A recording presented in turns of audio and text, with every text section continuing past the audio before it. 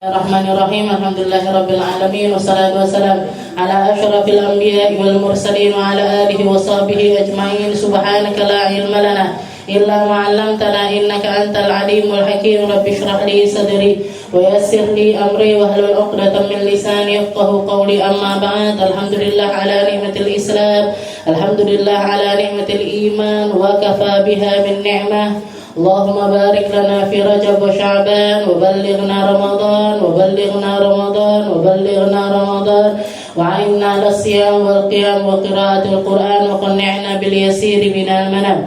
Alhamdulillah, segala puji bagi Allah Subhanahu wa taala yang menyempatkan kita, mendudukkan kita, menjadikan kita hamba-hamba yang hari ini ditakdirkan untuk masuk ke bulan mulia, ditakdirkan untuk menyambut bulan yang mulia, yaitu bulan Rajabnya Allah Subhanahu wa taala. Gak terasa tinggal 2 bulan lagi masuk ke bulan Ramadan.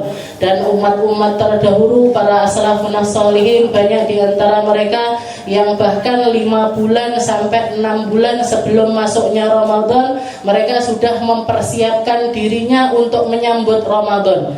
Persiapan dohiran wa batinan.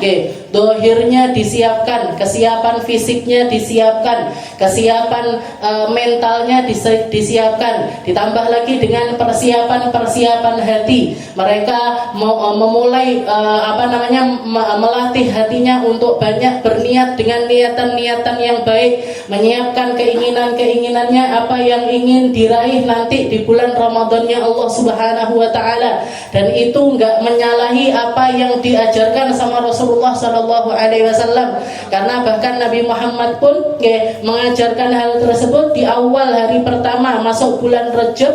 Beliau minta sama Allah taala, Allahumma barik lana fi Rajab wa Sya'ban. Doa yang masyhur, doa yang banyak kita kenal, doa yang banyak kita tahu. Allahumma barik lana fi Rajab wa Sya'ban. Rasulullah ngasih arahan bahwasanya 3 bulan ke depan ini yang kita sudah ditakdirkan masuk ke dalamnya ini bulan yang istimewa. Jangan disia-siakan, jangan dianggap sebagai sesuatu yang biasa-biasa saja. Jangan nggak punya persiapan kamu. Kamu kalau mau panen nanti di bulan Ramadan harus siap-siap mulai dari bulan Rajab. Makanya banyak ulama mengibaratkan kalau Rajab itu bulannya nanem, nanti Sya'ban adalah bulannya ngasih pupuk dan juga nyirami, nanti Ramadan bulannya panen. Gimana orang mau panen Ramadan kalau misalkan dia itu nggak nanam? Gimana dia mau panen kalau yang ditanam ini nggak dipupui selama bulan Sya'ban? Jadi apapun yang ingin kita raih nanti di bulan Ramadan, ditanam mulai dari sekarang. Ditambahi, kalau pengen nambahi Quran, tambahi dari sekarang. Pengen nambahi sholat, tambahi dari sekarang. Pengen nambahi zikir, tambahi dari sekarang. Pengen nambahi hadir majlis, tambahi dari sekarang. Pengen nambahi ilmu, tambahi mulai dari sekarang. Jadi yang diajarkan sama Nabi, Allahumma barik lana fi Rajab wa Sya'ban. Ya Allah, berkahi Rajab kami, berkahi Sya'ban kami. Karena orang yang diberkahkan di 2 bulan inilah yang akan meraih kemuliaannya bulan Ramadan. Kalau Rajabnya nggak diberkahi, Sya'bannya nggak diberkahi, kecil kemungkinannya dia itu mendapatkan kebaikan dari kebaikannya Ramadan. Sedikit sekali yang akan dia dapatkan di bulan Ramadan. Makanya banyak orang yang kita temui, bulan Ramadan puasa, bulan Ramadan dia tarawih, tapi keluar dari Ramadan ini kayak nggak ada asarnya sama sekali. Jadi diajak kebaikan masih sulit, melangkah untuk melakukan kebaikan ini hatinya masih berat, ngapa-ngapain tentang kebaikan ini saya angel banget. Jadi perkara-perkara baik yang dia lakukan di bulan Ramadan itu ya cuman dilakukan di Ramadan. Lebaran itu seakan-akan harinya merdeka. Wes ora poso neh enak, wes ora usah tarawih neh bengi enak. Jadi bukannya malah pengen mempertahankan puasa dan juga keindahan malam-malamnya dengan ibadah, enggak, tapi nganggep kalau ini tuh sebuah beban yang Ramadan bar ya wes. Nah, ini orang-orang yang enggak mendapatkan kebaikannya Ramadan. Apa enggak dapat pahala? Tetap dapat pahala. pahala. Pahala wajibnya mesti dapat, pahala sunnahnya dia juga dapat. Tapi kebaikan, keindahan yang Allah Ta'ala titipkan di dalam dirinya orang-orang mulia itu nggak didapatkan. Kenapa? Marahin nggak siap-siap. Jadi berkah, Rasulullah ngajarinnya doanya berkah. Allahumma barik, ya Allah berkah. Kenapa kok berkah? Karena setiap kebaikan itu hanya akan menjadi sebuah kebaikan ketika diberkahi sama Allah Ta'ala. Umur apa yang paling baik? Umur yang berkah, bukan umur yang panjang ataupun umur yang pendek. Enak yo, wong-wong sing meninggal masih dalam keadaan kecil, nggak ada dosanya, nggak ada dosanya. Karena dia berumur pendek, kebaikan atau keindahan yang dia bisa dapatkan nanti di surga juga sedikit. Nggak akan sama dengan mereka-mereka yang melakukan banyak kebaikan yang dia habiskan di usia-usia mereka yang panjang. Begitu juga orang-orang, kadang-kadang juga ada orang enak yo, wong sing umure dawa. Nggak semua orang umur panjang itu dalam kebaikan. Karena kalau diisi dengan kemaksiatan, bukannya dapat kenikmatan di dalam surga, tapi justru malah mendapatkan azab di dalam neraka. Berarti umur yang paling baik itu apa? Umur yang barokah. Mau pendek yang berkah, mau panjang yang berkah. Makanya orang-orang mulia yang dimuliakan sama Allah Ta'ala, banyak di antara mereka ini yang gak berumur panjang. Kalau kita melihat umurnya Nabi Muhammad ini gak panjang. 60 tahun dulu saya anggapnya ketika umur 5 tahun, umur 10 tahun itu ngelihat orang umur 60 tahun itu kayak umurnya kok akeh men gitu. Kayak ngelihat orang umur 60 tahun itu kayak umurnya banyak sekali. Tapi sekarang ketika saya umur 35 umur 60 kayaknya enggak tua-tua banget gitu. Di sini juga banyak mungkin yang usianya sudah masuk 60 atau mendekati 60 tahun. Seiso pedah montoran gitu. Seiso pedah montoran, seiso mangan peyek gitu. Saya hampir 60 gitu. Peyek masih bisa makan. Berarti kan nggak yang tua sekali, yang sampai ringkih, yang sampai nggak bisa ngapa-ngapain itu kan enggak. Jadi Rasulullah nggak panjang umurnya. Sayyidah Fatimah Zahra nggak panjang umurnya. Nggak sampai umur yang sampai tua sekali. Belum sampai 30 tahun beliau juga sudah meninggal dunia. Tapi kenapa kok mereka ini jadi orang-orang mulia? Bahkan Sayyidah Fatimah dilantik oleh Allah Ta'ala lewat lisannya Nabi Muhammad SAW. Amatardo ya Fatimah antakuni anti sayyidatu nisa'i ahlil jannah. Wahai Fatimah, apa kamu nggak ridho, apa kamu nggak puas kalau kamu itu nanti akan dinobatkan sama Allah Ta'ala sebagai pemimpin perempuan ahli surga? Kapan ini dikatakan sama Nabi Muhammad? Ketika Sayyidah Fatimah itu sempat minta sama Nabi, sempat minta sesuatu dari perkara dunia, minta pakaian karena pakaiannya yang lama itu sudah terlalu lusuh, pengen minta baju baru, istilahnya seperti itu. Istilahnya nggak dituruti sama Nabi Muhammad SAW, bahkan sama Nabi diperlihatkan Nabi Muhammad minta sama Allah Ta'ala untuk memperlihatkan tempatnya Sayyidah Fatimah di dalam surga, di istana yang indah, diperlihatkan di depannya Sayyidah Fatimah. Tapi ternyata di istana yang indah tersebut ada satu lubang, jadi istilahnya ada satu tempat yang nggak sempurna. Katanya Sayyidah Fatimah, kenapa? Ya Abah ini, ya wahai ya Rasul, ini kenapa kok nggak disempurnakan sama Allah Ta'ala? Wahai Fatimah, kalau sekarang kamu tak kasih baju baru, ini akan tetap dalam keadaan berlubang. Tapi kalau misalkan sekarang kamu memilih untuk meninggalkan pakaian indahmu, pakai pakaianmu yang seadanya, ini akan disempurnakan sama Allah Ta'ala. Maka beliau mengatakan, tak kirim aja bajuku ke surga ya. Tak akan aku optimalkan keindahan surgaku, akan aku perbagus rumah abadiku, akan aku perindah tempat kembali di alam keabadianku. Akhirnya ditolak baju tersebut. Rasulullah kalau mau minta sama Allah Ta'ala, Bu, ya Allah, nyuwun baju paling indah buat Fatimah, dikirim sama Allah. Ya Allah, minta makanan paling enak untuk Fatimah, dikirim sama Allah. Ya Allah, minta rumah yang paling indah untuk Fatimah di dunia, dikasih sama Allah Ta'ala. Tapi beliau memilih untuk menolak itu semuanya dengan harapan rumahnya di surga ini dalam keadaan paling indah.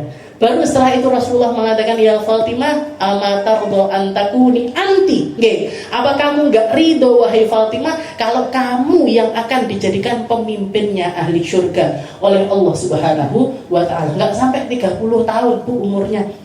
Tapi diberkahkan usianya sepanjang-panjangnya, namanya masih tetap disebutkan sampai nanti hari kiamat, masih dijadikan panutannya banyak perempuan, masih dijadikan idola banyak dari kaum perempuan, banyak perempuan-perempuan yang mengajarkan anak-anaknya untuk tirukan Sayyidah Fatimah. Pakaianmu tirukan Sayyidah Fatimah, tutur katamu tirukan Sayyidah Fatimah, omonganmu tirukan Sayyidah Fatimah, ibadahmu tirukan Fatimah, bangun malammu tirukan Fatimah, puasamu tirukan Fatimah. Kenapa? Karena dialah pemimpinnya perempuan ahli surga. Berkah. Jadi semua itu kuncinya di berkah. Harta yang berkah, umur yang berkah, omongan yang berkah, ilmu yang berkah. Ilmu yang berkah. Saya masih ingat sekali ketika abah saya pengennya pamer, pengennya bukan pamer sih, pengennya itu ngasih tahu guru saya, Habib Z Baharun, kakaknya Habib Segaf itu, ketika kita masih mondok di Hadramut, kebetulan waktu itu setahun kita dapat ngafalin Al-Quran itu sampai 10 juz. Di dalam 1 tahun itu kita dapat 10 juz. Dilaporkan ke gurunya, dilaporkan ke guru saya Habib Zainab, alhamdulillah ini anak-anak di Hadramut sudah hafal sampai 10 juz. Apa jawaban guru saya? Pakai gitu. Gak pakai apa omongan gimana tapi beliau bilang yang penting barokahnya, Beb. Yang penting berkahnya. Ilmu sebanyak apapun kalau nggak barokah percuma. Hafal Al-Quran, hafal Al-Quran kalau nggak berkah percuma, Bu. Percuma. Jangan nggak ngelihat di YouTube ada satu orang perempuan hafal Al-Quran, pamer di mana-mana dengan keadaan nggak pakai kerudung, dalam keadaan buka aurat, bahkan ngolok-ngolok para penghafal Al-Quran, ngolok-ngolok orang. Kenapa saya dulu masih kecil itu kok disuruh sama abah saya ngafalin Al-Quran, dibawa ke sana, dibawa ke sini untuk dites hafalan saya. Nggak ngerti kemuliaannya Al-Quran, nggak ngerti apa yang dia dapatkan di dalam hatinya, apa yang dititipkan sama Allah Ta'ala di dalam dirinya itu adalah sebuah keistimewaan. Dia nggak paham tentang itu. Kenapa? Gak enak hidayah itu, gak ada hidayahnya, gak ada inayahnya, gak ada barokahnya. Semua itu kuncinya ada di dalam keberkahan. Makanya ketika Sayyidah Fatimah nikah sama Sayyidina Ali bin Abi Thalib, yang didoakan sama Nabi Muhammad SAW mendoakan Allahumma khruj minhuma al-kathir at-tayyib. Ya Allah, kasih anak turun dari dua pasangan ini, Fatimah sama Ali ini, yang banyak, yang baik, yang barokah. Yang banyak, yang baik, yang barokah. Berkah dari doanya Nabi. Jangan lihat, jangan bisa saksikan sampai sekarang ini berapa banyak anak cucunya Sayyidah Fatimah dan juga Sayyidina Ali yang nyebar di seluruh penjuru dunia dengan satu kata, dengan satu tujuan, yaitu mensyiarkan agamanya Nabi Muhammad Sallallahu Alaihi Wasallam. Mensyiarkan agamanya Nabi Muhammad Sallallahu Alaihi Wasallam. Kemuliaan itu kemuliaannya Nabi. Berkah itu berkah dari doanya Nabi. Kebaikan itu kebaikan yang Allah Ta'ala inginkan ada di dalam diri mereka, karena mereka adalah orang-orang yang mewarisi apa yang ada pada diri Nabi Muhammad secara genetik maupun secara keilmuan. Gennya ada gennya Nabi, ilmunya juga ilmu dari Rasulullah Sallallahu Alaihi Wasallam. Barokah. Makanya kalau minta apa-apa yang barokah, minta apa-apa yang berkah. Ya Allah, saya kerja, niatnya untuk nyari rezeki, kasih saya rezeki yang barokah, bukan rezeki yang banyak, bukan rumah yang besar, bukan rumah yang besar, bukan harta dunia yang bisa dihitung dengan nominal, bukan cuma itu, tapi ya Allah, jadikan apa yang ada di tangan saya ini berkah. Berkah untuk diri saya, berkah untuk keluarga, berkah untuk semua yang ada pada diri saya. Rejab sama Sya'ban ini pandangan kita juga harusnya pandangan barokah. Allahumma barik lana. Allahumma barik lana fi Rajab wa Sya'ban. Ya Allah, berkahi Rajab saya, berkahi Sya'ban saya. Kasih saya keberkahan di dalam ibadah saya ya Allah. Kasih saya keberkahan di dalam zikir saya. Kasih saya keberkahan di dalam puasa saya. Di dalam, karena salah satu anjuran yang dianjurkan sama Nabi juga Rajab ini banyak-banyak puasa, Sya'ban banyak-banyak puasa. Nggih, nanti ketika masuk Ramadan kalau orang sudah latihan puasa dari Rajab sama Sya'ban, nggak ada itu ceritanya hari pertama Ramadan lemes, nggih. Kayak gombal lama nggak ada, nggih. Sampai nggak kuat omong, nggak kuat nyapa-nyapa. Padahal nanti habis asar kuat lagi, nggih. War takjil niku nggih, perang nyari takjil itu kuat, tapi duhur kayak wong nggak berdaya. Jam 10 nggak berdaya. Nggih. Ini nggak ada ceritanya kayak gitu kalau misalkan Rajab sama Sya'bannya sudah latihan puasa. Nggih. Jadi Allahumma barik lana dan lain-lain nggih. Sama Quran kita minta diberkahan, terutama Rajab sama Sya'ban ini. Nggih. Jadi pandangan kita niat yang banyak, nggih, niat yang baik-baik nggih, bikin istilahnya planning mau nambahin apa di dalam Rajab sama Sya'bannya kita, insyaallah Ramadan kita akan berbeda dengan Ramadan kita tahun kemarin. Ramadan kita lebih baik daripada Ramadan kita yang kemarin. Kebaikan kita di dalam Ramadan kali ini insya Allah lebih baik daripada Ramadan kita yang lalu. Jangan sampai nurun, jangan sampai nurun, tapi naik terus ya. Dicari apanya, berkahnya ini tadi. Jadi makanya para ulama ini perbanyak ini baca doa ini. Allahumma, kalau ada orang ngomong, alah itu hadisnya doif, mendingan ngamalin hadis doif daripada ndak dongo blas. Jangan jawab kayak gitu. Kalau ada yang nyala, aduh kenapa kok itu hadisnya doif, hadis doif lebih baik diamalkan daripada nggak dongo koyok kowe, ngoten ya. Daripada nggak doa kayak ente. Jadi orang-orang kayak gitu itu cuman bisa disekat pakai kunci, pakai kunci. Jadi mau jenengan kasih dalil opo ae, kalau memang dia itu nggak pengen ngamalin, nggak bakalan ngamalin. Nggak bakalan ngamalin. Mau dia dikasih tahu Ustadz ini ngasih ini, Ustadz ini ngasih ini, Ustadz ini ngasih ini. Kalau sudah hatinya kekunci, hatinya nggak mau ngambil kebaikan itu, ya dijauhkan sama Allah Taala dari perkara-perkara yang baik. Jadi kalau ketemu sama orang-orang kayak gitu, pokoknya aku ndonga, mendingan ngamalin hadis doif ketimbang nggak doa seperti kamu. Karena orang-orang kayak gitu, jenengan tanya, jelas sampean dongone opo?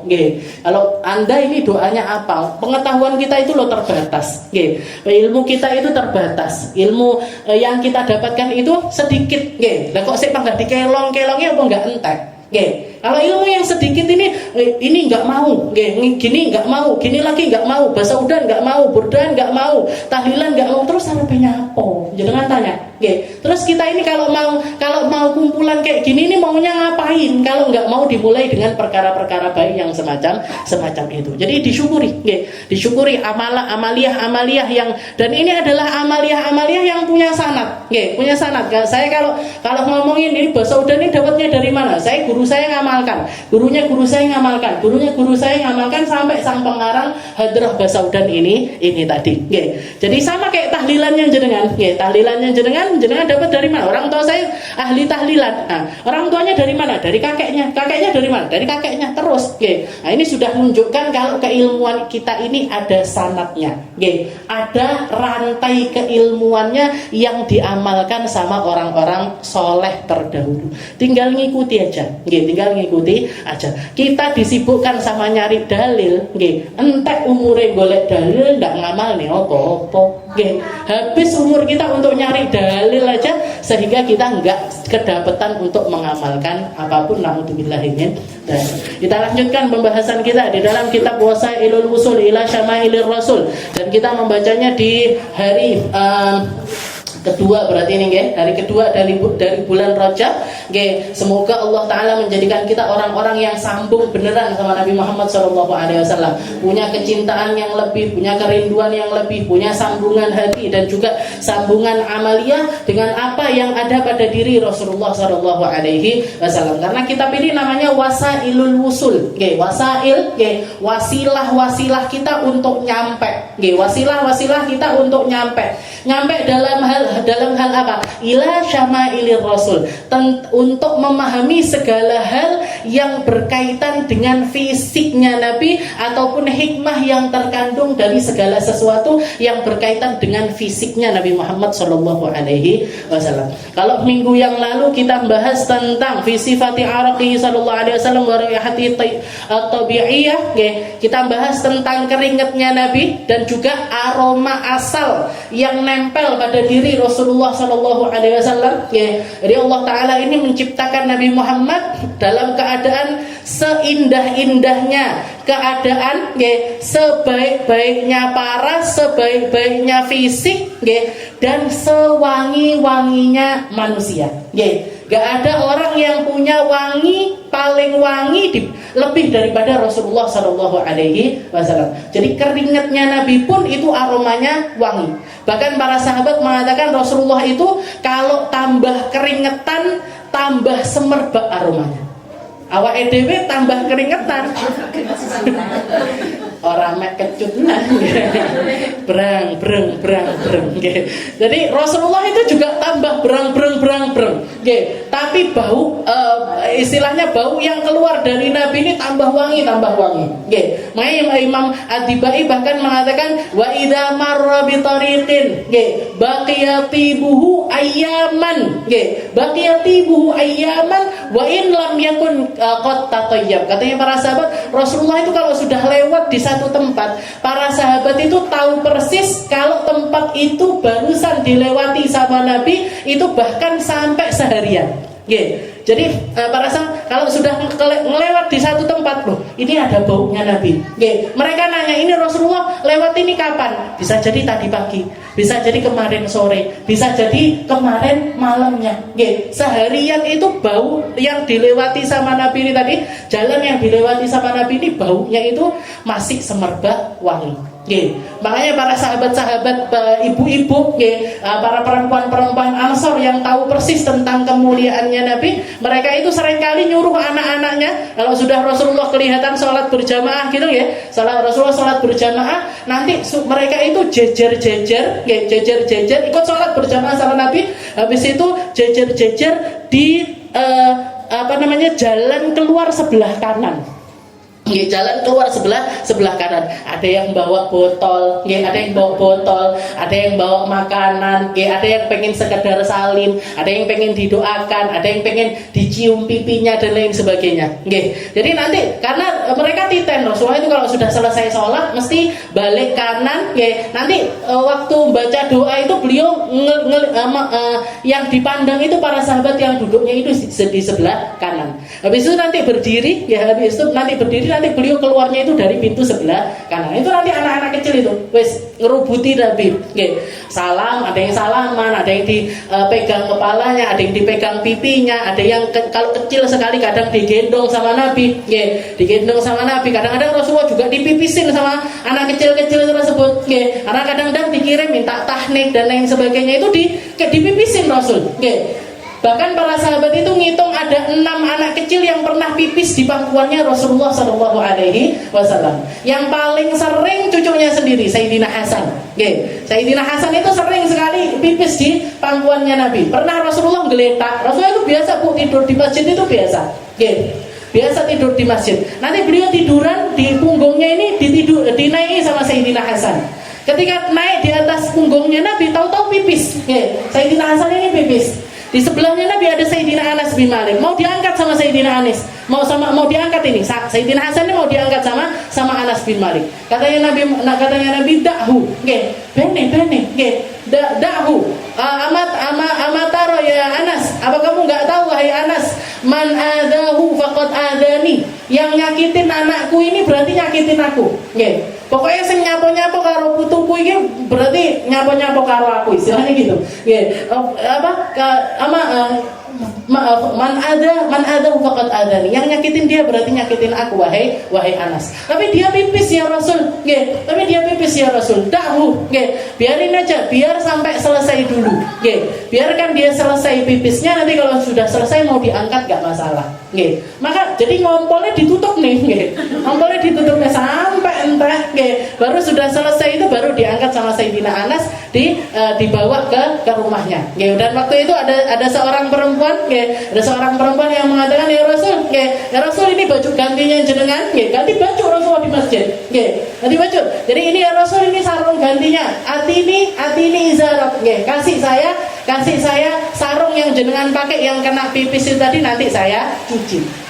Ini menunjukkan kalau misalkan baju yang kena najis itu harus dicuci. Dan semua itu menjadi hukum.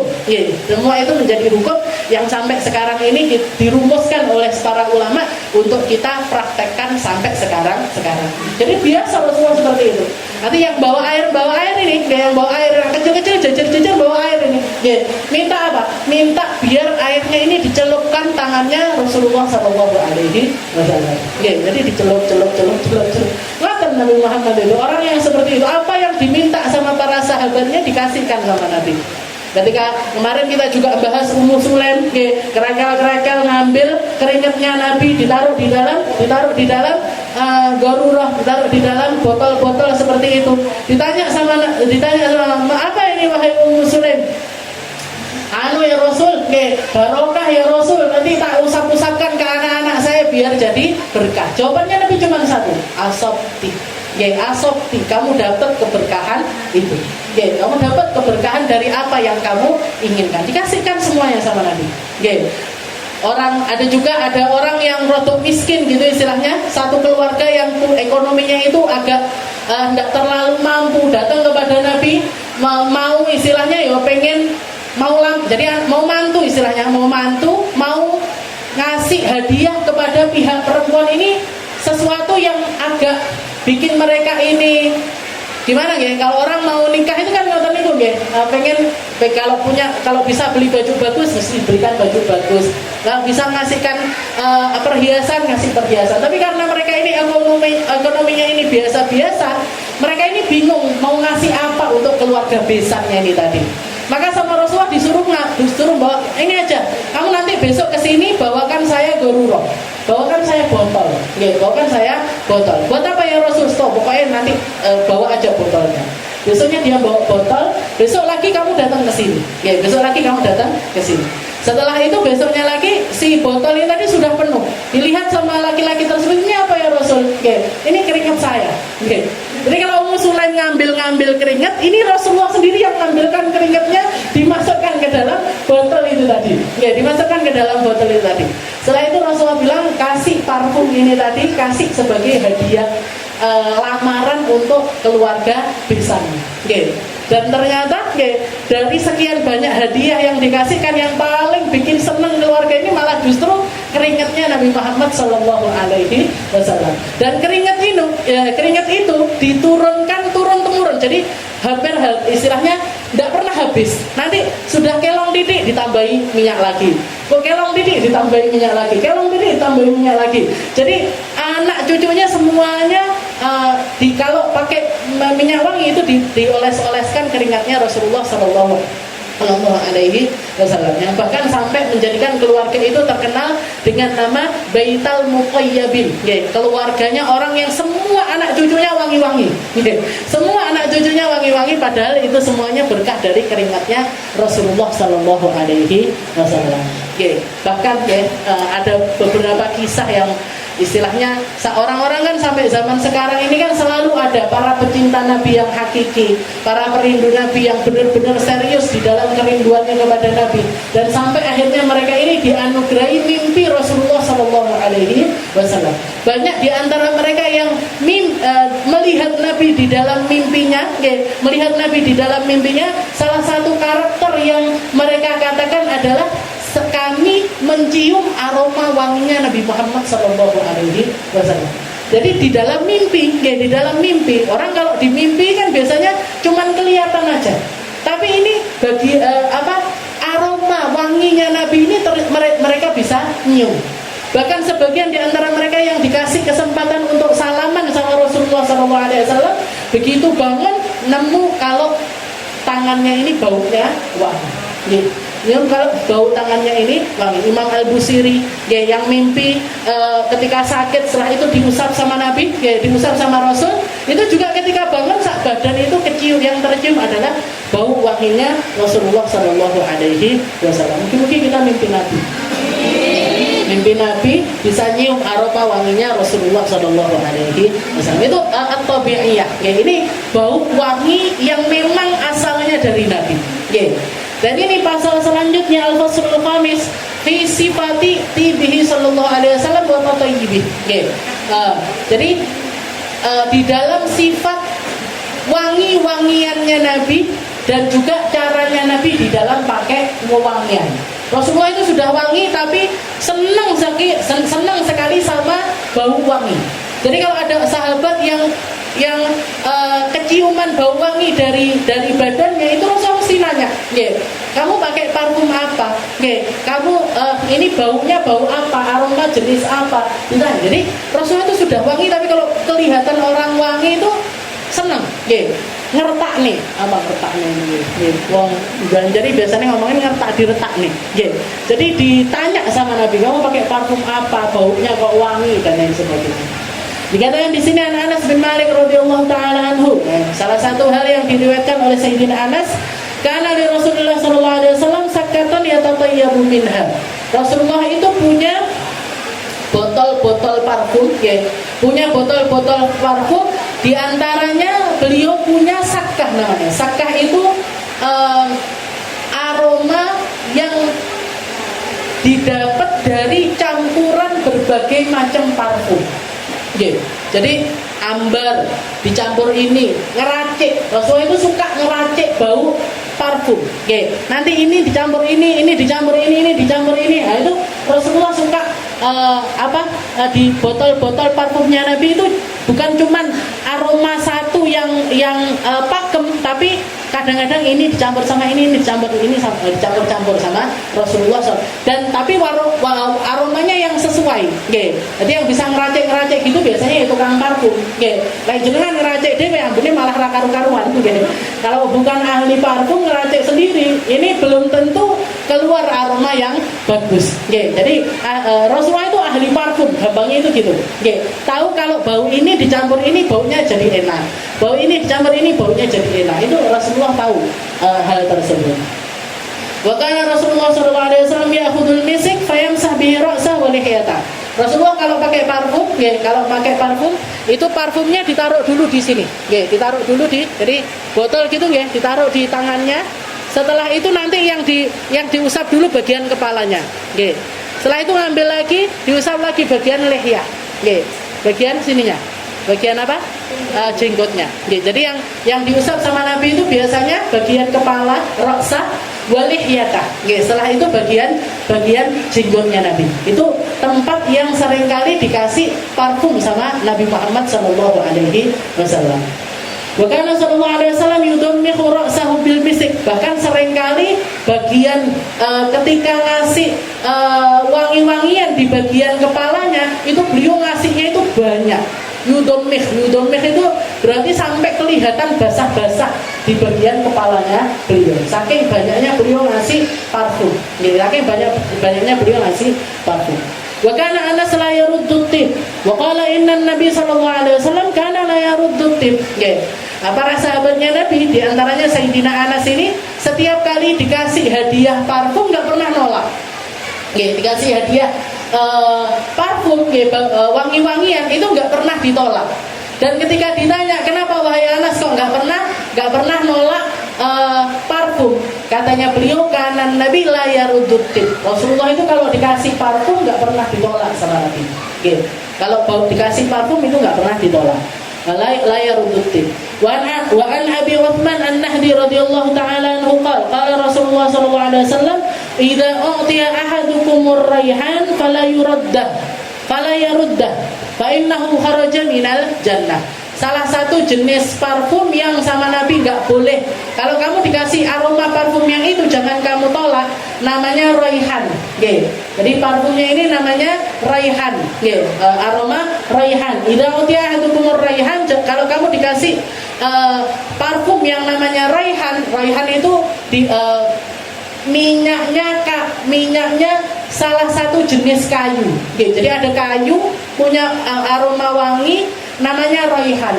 Nah, itu kalau diekstrak akhirnya jadi minyak, namanya minyak raihan. Katanya Nabi kalau kamu dikasih aroma terutama yang raihan ini jangan ditolak. Fa innahu kharaja minal jannah. Katanya Nabi karena batangnya raihan atau bau wangi dari pohon raihan itu datangnya dari surga. Nggih, datangnya dari surga. Nah, ini yang dikatakan sama idza utiya ahadukum raihan fala yarudda fa innahu kharaja minal jannah. Wa Anas radhiyallahu anhu kana habbur rayyahina ilaihi sallallahu alaihi wasallam al-faghiyah. Nah, salah satu parfum yang jadi favoritnya Nabi namanya adalah al-faghiyah, yaitu zahrul hinna. Ini jenisnya parfum. Orang kalau yang ngerti tentang parfum mungkin paham. Zahrul hinna. Wa kana Rasulullah sallallahu alaihi wasallam yu'jibuhu ar-rihut thayyibah. Nah, ini tadi. Ya, Rasulullah itu sudah wangi, tapi kalau keciuman ada orang-orang yang berbau wangi, itu Rasulullah selalu suka sama orang-orang yang seperti itu. Kalau kelihatan ada orang yang baunya enggak enak, ditegur sama Nabi. Oke.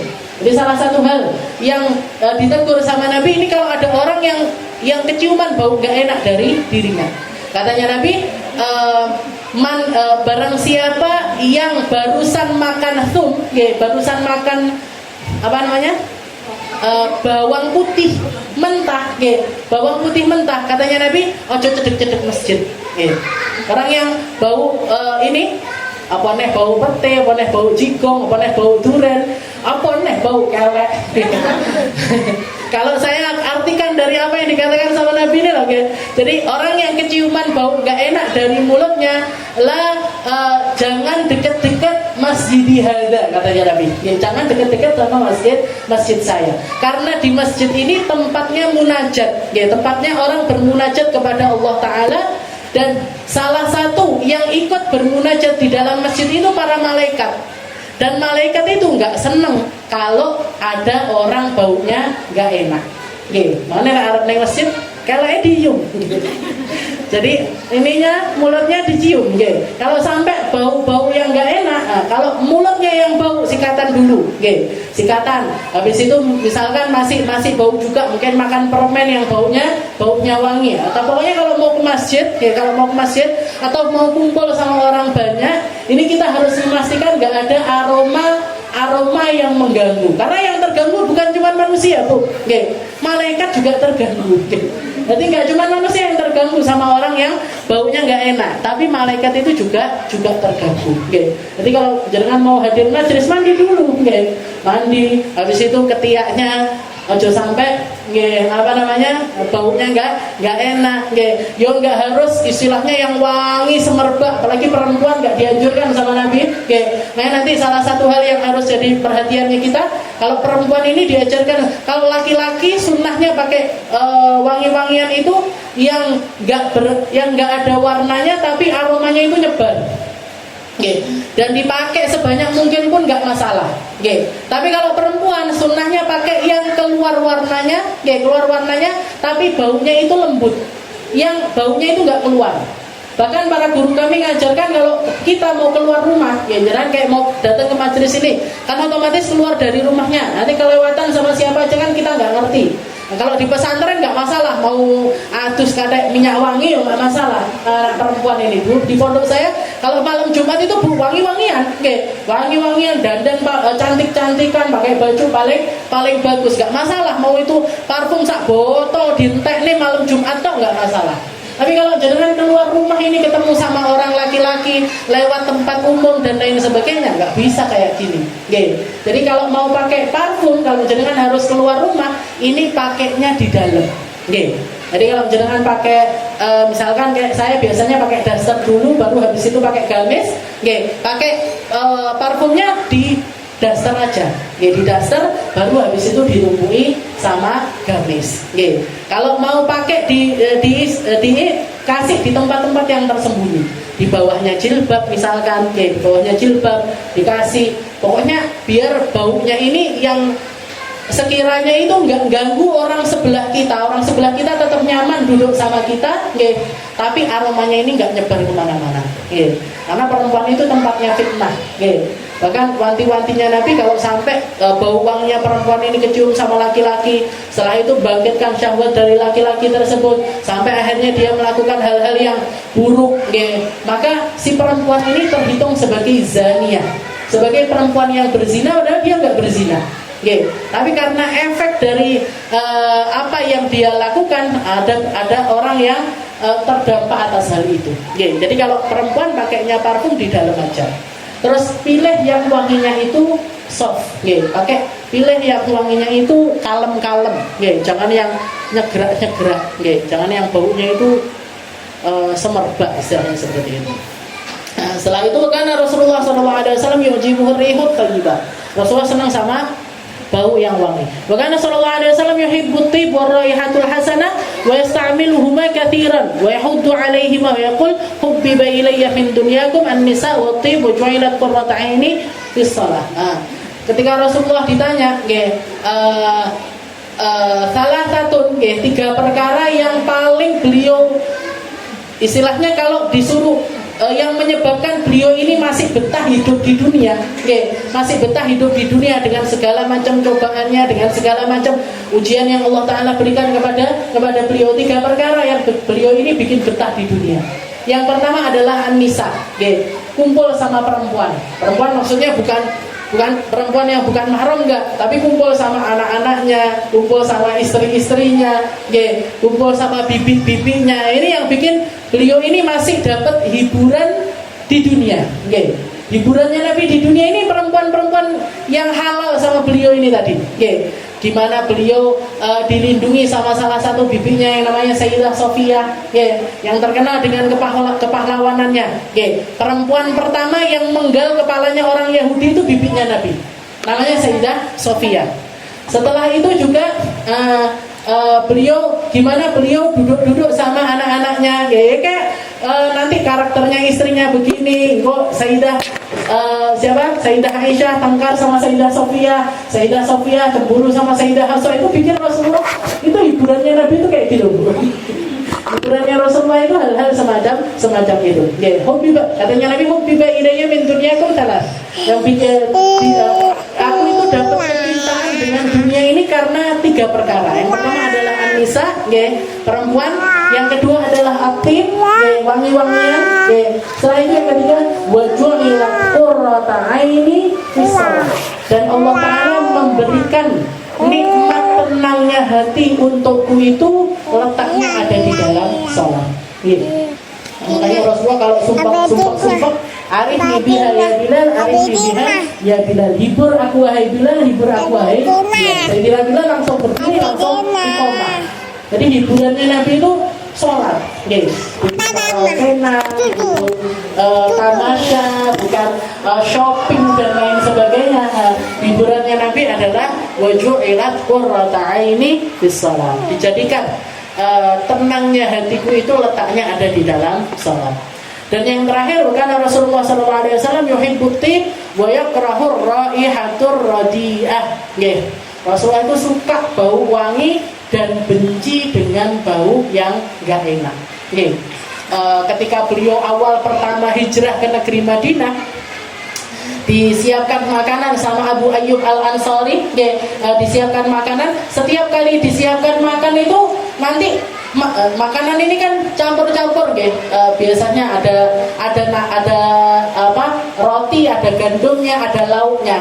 Yang lauk yang selalu disisihkan sama Nabi atau dipinggirin sama Nabi, nggak dimakan sama Nabi, itu potongan-potongannya potongan-potongannya bawang putih yang nggak dimasak. Kalau yang dimasak kan baunya sudah hilang, tapi ini yang nggak dimasak itu kan baunya ngebreng banget.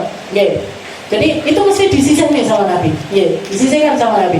Ditanya sama Abu Ayyub, ya Rasul, jenengan ini apa nggak doyan sama bawang putih? Kok bawang putihnya nggak pernah dimakan? Bahkan bukan cuma bawang putih, bawang merah yang mentah pun juga dipinggirin sama Nabi, nggak dimakan sama Nabi. Katanya Rasul, nggak gitu wahai Abu Ayyub, ini perkara boleh dimakan, halal untuk dimakan, halal untuk dimakan. Walakinni abdun unaji rabbi. Tapi saya ini adalah seseorang yang setiap saat itu bermunajat sama Allah Ta'ala. Dan saya nggak pernah tahu kapan malaikat Jibril ini datang kepadaku untuk nurunkan wahyu. Nah, saya malu kalau misalkan malaikat Jibril datang tiba-tiba, atau malaikat siapapun datang tiba-tiba kepada diriku. Setelah itu saya ngobrol sama malaikat ini, mereka harus nyium bau gak enak dari mulutku. Okay. Jadi disisihkan sama. Nah, sejak saat itu dikatakan Abu Ayyub nyuruh istrinya kalau masak-masak gak usah pakai bawang mentah ataupun juga berambang yang mentah. Yaitu makanan yang gak dimakan sama Nabi kalau mentah. Kalau dimasak masih dimakan sama Nabi. Jadi gak dilalap istilahnya seperti itu. Jadi apapun yang baunya menyengat itu dihindari sama Rasulullah Shallallahu Alaihi Wasallam. Yaitu raihatur radi'ah wa faslun ya. Wallahu a'lam bishawab. Kita lanjutkan di pertemuan selanjutnya di pasal yang selanjutnya. Pasal tentang sifatu saulihi sallallahu alaihi wasallam, sifat dari suaranya Nabi. Oke, minggu depan insyaallah kita bahas tentang suaranya Rasulullah sallallahu alaihi wasallam. Mungkin dipanjangkan umur semuanya, diistiqomahkan sama Allah Ta'ala, dijadikan orang-orang yang dapat sambungan-sambungan yang baik sama Nabi, sambungan-sambungan yang indah sama Nabi, terutamanya di bulan Rajab, bulan Sya'ban. Mungkin kita dikasih berkahnya Rajab, berkahnya Sya'ban, dipanjangkan umur kita sampai bisa masuk ke dalam bulan Ramadan fi khairin wa lutfin wa afiyah, dalam keadaan yang baik, dalam keadaan sehat, dalam keadaan dimampukan untuk melakukan setiap ibadah di 3 bulan mulia ini. Ala hadhihi niyyah wa ala kulli niyatin salihah wa ila hadratin Nabi Muhammad sallallahu alaihi wasallam bisirril kalam.